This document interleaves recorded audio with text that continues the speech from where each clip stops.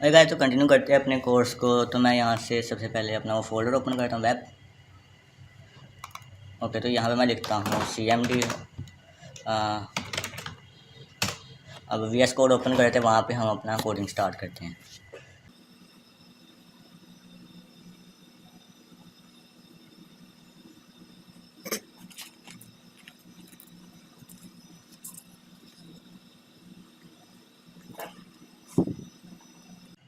Okay, तो यहाँ तक हमने पहले कर लिया हुआ था। अब इससे आगे हम मूव करते हैं। ये पैराग्राफ को हम रेस कर देते हैं, ये ज़रा डिस्टर्ब कर रहा है हमें। तो सेव करते हैं सेटिंग्स को, फिर बाद में ये रन करते हैं एक बार। तो ये हमारे पास वेबसाइट है। तो एट्रीब्यूट्स हमने स्टडी कर लिया। एक थोड़ा सा हमारे कुछ एक एट्रीब्यूट हमारे आता है, वो है अलाइनमेंट का। अलाइनमेंट हम यहाँ पे लिख देते हैं स्टाइल। यहाँ पे मैं लिखता हूँ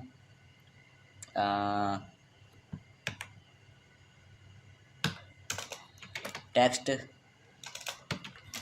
लाइन। टेक्स्ट लाइन जो है मैं सेंटर में कर देता हूँ। तो सेंटर से क्या होगा, जब मैं इसको सेव करता हूँ और ओपन करता हूँ तो ये जो सा ये सेंटर में हो जाता है। ये इस पेज के सेंटर में जब मैं बड़ा करता हूँ तो बड़े करके भी सेंटर में ही रहेगा। तो ये एक एट्रीब्यूट है इसका। तो अभी के लिए मैं इसको रिमूव कर देता हूँ। तो अब हम चलते हैं आगे इमेजेस की तरफ। अब हमने अगर इमेज लगानी हो तो हम एक टैग यूज़ करते हैं IMG। अच्छा, IMG एक ऐसा टैग है जो कि सेल्फ क्लोजिंग टैग है। ये भी एक जैसे कि HR और BR है ना, जैसे कि एक सिंगुलर यूज़ होते हैं, सेल्फ क्लोजिंग टैग है। ये भी एक सेल्फ क्लोजिंग की टैग ही है।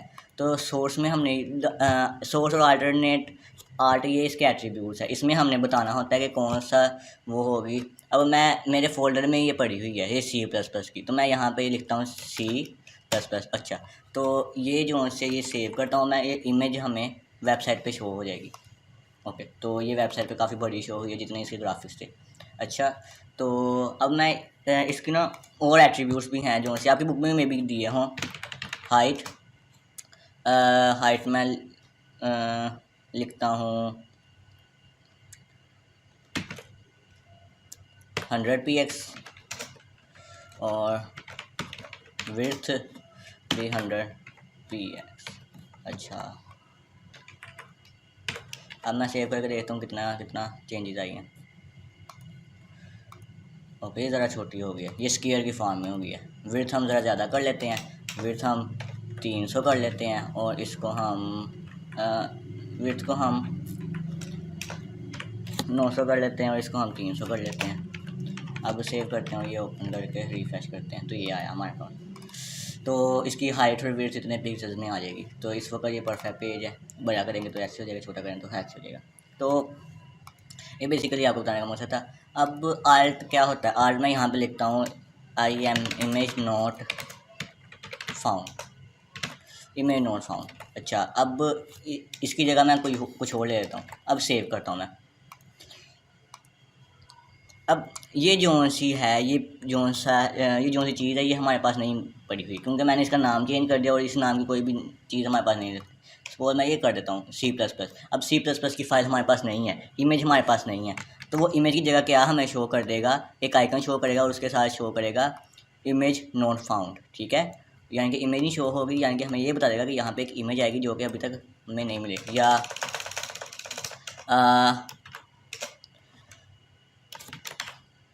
कांट लोड इमेज, यानी कि इमेज को मैं लोड नहीं कर सकता। आपने जो भी मैसेज शो करवाना हो वो करवा सकते हो, भला इमेज की जगह कुछ भी करवा सकते हो। तो अभी के लिए मैं इसको वापस C++ ही बना देता हूँ। ओके, तो अब मुझे ये टेक्स्ट शो नहीं होगा, मुझे ये इमेज ही शो होगी। और इसको भी हाइट और विड्थ को मैं देता हूँ, मैं कहता हूँ 100% कर देता हूँ, 50% कर देता हूँ और ये भी 50% कर देता हूँ। ओके, तो हमें यानी कि उसी से ये हाफ रह गई हमारी।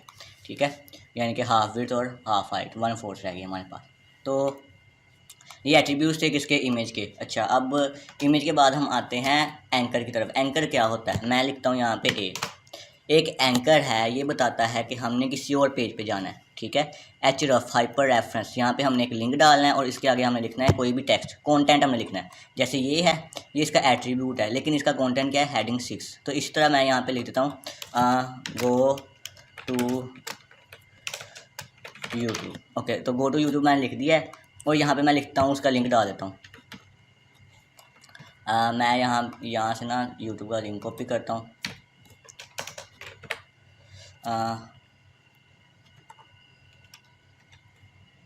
इसको मैं करता हूँ, क्या है,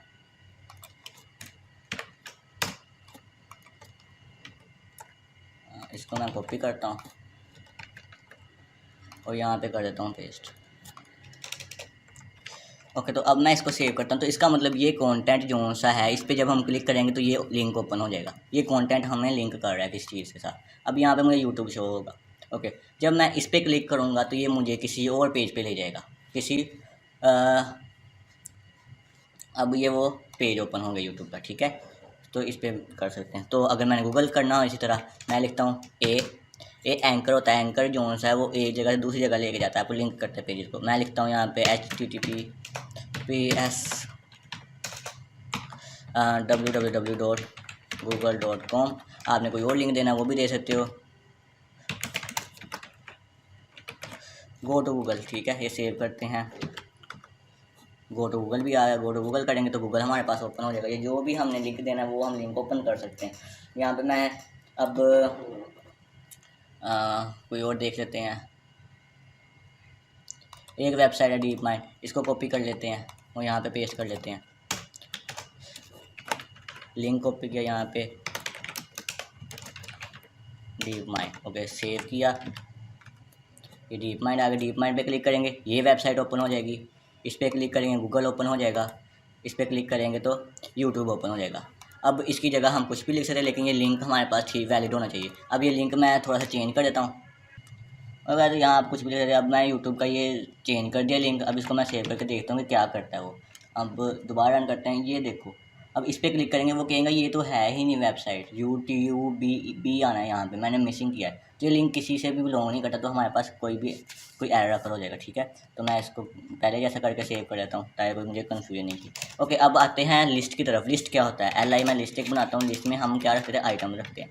मैं कहता हूँ कि एक्चुअली में ये OL आना है। ओके, ये ऑर्डर लिस्ट है।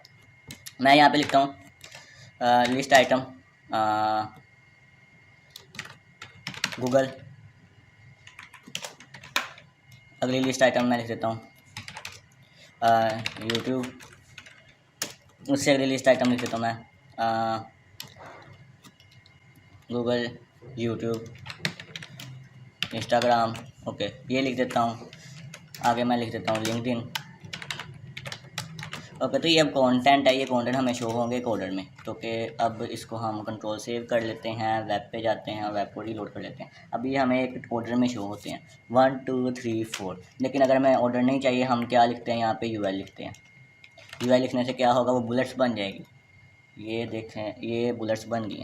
अब हमें ऑर्डर नहीं शो हो रहा। ओके, तो ये ऑर्डर लिस्ट है और अनऑर्डर लिस्ट है, ठीक है। अब मैं यहाँ पे एक मैं कहता हूँ कि गूगल से आगे मैंने उसकी कैटेगरीज लगा ली हैं, तो मैं इसके अंदर एक और UL लगा देता हूँ, या कोई भी ऑर्डर लिस्ट लगा देता हूँ, या अनऑर्डर लिस्ट लगा देता हूँ, ठीक है। अब एक और लिस्ट बन गई इसके अंदर, तो उसको हम क्या कहेंगे, नेस्टेड लिस्ट। एक लिस्ट है पहली, ये तो ये OL है, ये OL है और ये UL है, ठीक है। ये UL, ये OL, ये आउटर है और ये इनर है, ठीक है। यहाँ पे मैं इसके लिस्ट के आइटम डाल देता हूँ। मैं डालता हूँ ड्राइव, मैं डाल देता हूँ मैप्स, मैं डाल देता हूँ Gmail। ओके, तो ये मैंने डाल दी इसकी आइटम। अब ये आइटम जो है गूगल को बिलोंग कर रहे हैं, तो ये आइटम गूगल को बिलोंग कर रहे हैं। अब मैं सेव करता हूँ और रन करके देखते हैं कि क्या आता है हमारे पास। ये जो ये 3 आइटम है, ये मैंने गूगल के अंदर यूज़ किए हैं, तो इसको हम नेस्टेड कहते हैं। अच्छा, अब यूट्यूब है, यूट्यूब के आगे भी हम एक लिस्ट बना लेते हैं, UL बना लेते हैं। उसके आगे मैं लिख देता हूँ LI, क्या लिख देता हूँ एडसेंस लिख देता हूँ। और एक और लिख देता हूँ, क्या लिखते हैं YT। White studio. ओके, तो अब इसको रन करते हैं तो मुझे इसके आगे ये लिखा आ गया। तो ये इसको नेस्टेड लिस्ट कहते हैं। अब ऑर्डर और अनऑर्डर की आपको समझ लगी। ऑर्डर वो होता है जिसमें 1 2 3 हो, अनऑर्डर जिसमें 1 2 3 ना हो, ठीक है। अब इनको हम ऑर्डर वैसे अगर बनाए तो इसकी गिनती अलग से होगी। या रहने देते हैं इस कॉन्सेप्ट को, अभी आपके लिए इतना कर दूँ। ओके, तो अब हम आते हैं डेफिनेशन लिस्ट की तरफ।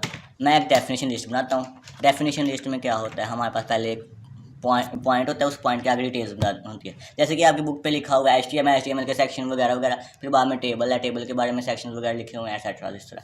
ओके, तो मैं यहाँ पे लिखता हूँ,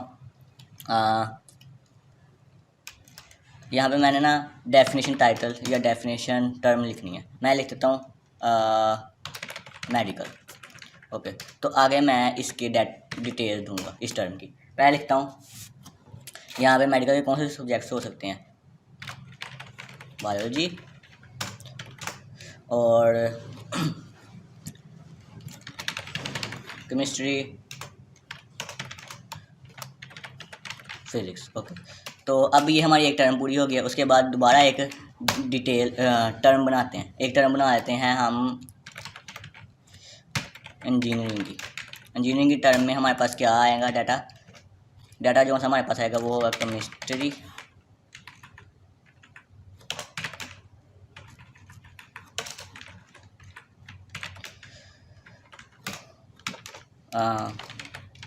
फिजिक्स और मैथमेटिक्स। ओके, तो ये 3 टर्म जो से इंजीनियरिंग में आ गई। अब हम ICS की बात कर लेते हैं। पहले हम डेफिनेशन टर्म बनाएंगे, उसकी हेडिंग बनाएंगे, ICS लिख लेते हैं। उसके बाद इसके सब्जेक्ट्स लिख लेते हैं, वो इसकी डेफिनेशन में आएंगे। डेफिनेशन में क्या आएंगे, सबसे पहले फिजिक्स, उसके बाद मैथमेटिक्स, उसके बाद यहाँ पे हम लिख देते हैं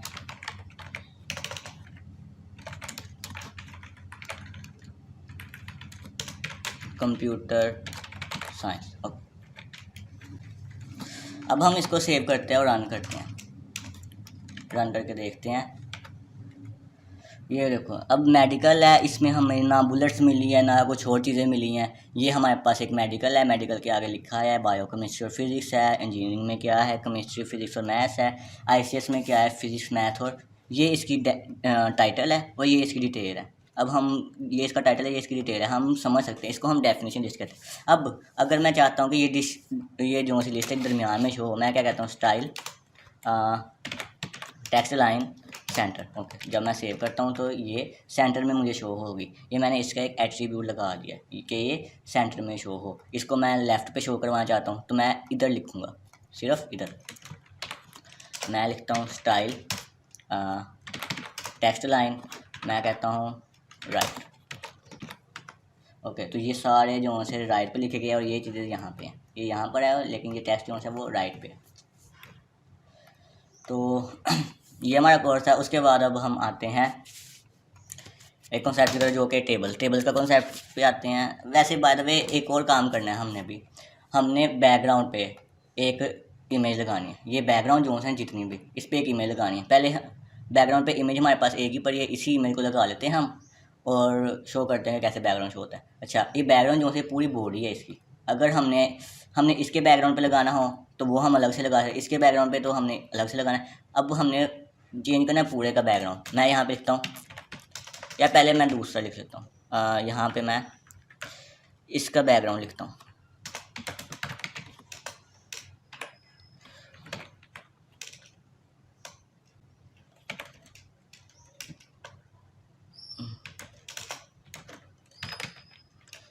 बैकग्राउंड पिक्चर नहीं है, ये बैकग्राउंड के लिख लेते हैं। वो बैकग्राउंड इमेज आया था, background image. Okay, background image में मैं क्या लिखता हूँ यहाँ पर, अब C++।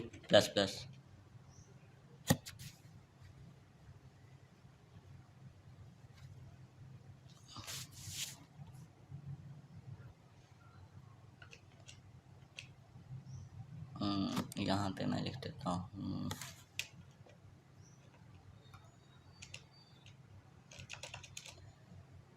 यहाँ पे इसे रहने देते, यहाँ पे बनाते हैं अभी।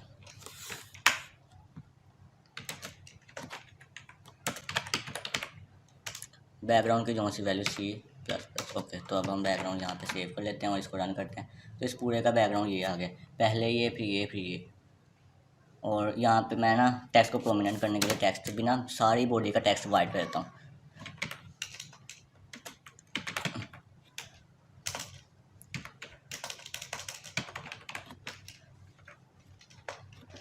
COLOR।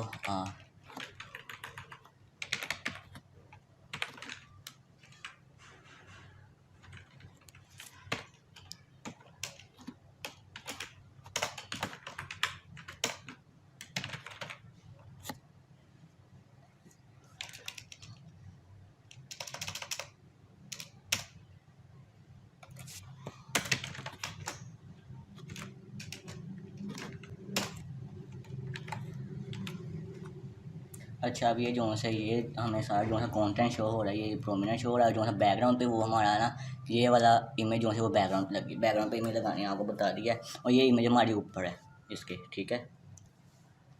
ये हम ज़रा चेंज कर देते हैं इसको, Ctrl+S। अब हमें इमेज शो होगी क्योंकि हमने थोड़ा चेंज कर दिया है। Ctrl+S। अब इसको बैकग्राउंड को हम ज़रा रिमूव कर देते हैं। ये सारी सेटिंग्स को आपको बैकग्राउंड दिखाना वैसे सिखा दिया है। अब हम सेव करके यहाँ पर दोबारा रन करते हैं तो हमारी वेबसाइट ऐसी कैसी आ गई। ओके, तो ये टेक्स्ट लाइन इसको भी हम साइड पे कर देते हैं। ओके, तो ये हमारे पास एक पैटर्न वेबसाइट आ गई, बेसिक सिंपल। अच्छा, अब हमारे पास है एक लास्ट टॉपिक है हमारा टेबल्स का। ओके, टेबल स्टार्ट करना है, टेबल एंड करना है, टेबल के अंदर अंदर हमने लिखना है, ठीक है। मैं आपको दिखाता हूँ। ये टेबल जो है यहाँ से लेकर यहाँ तक है, इसके अंदर हमने जो भी बनाना है टेबल में बनाना है, ठीक है। मैं यहाँ पे लिखता हूँ एक टेबल रो बनानी है मैंने एक, इसके अंदर ये टेबल रो बन गई। टेबल जो सा होता है वो consist of rose and columns होता है, रोज एंड। मैं यहाँ पे लिख देता हूँ अब मैं डाटा डालना है और हेडिंग डालनी है। अब अगर जो हेडिंग होगी उसके लिए होगा TH, हेडिंग है। और अगर डाटा होगा तो उसके लिए TD। आगे मैं एक रो 3 बना देता हूँ। यहाँ पे मैं टेबल डाटा लिख देता हूँ।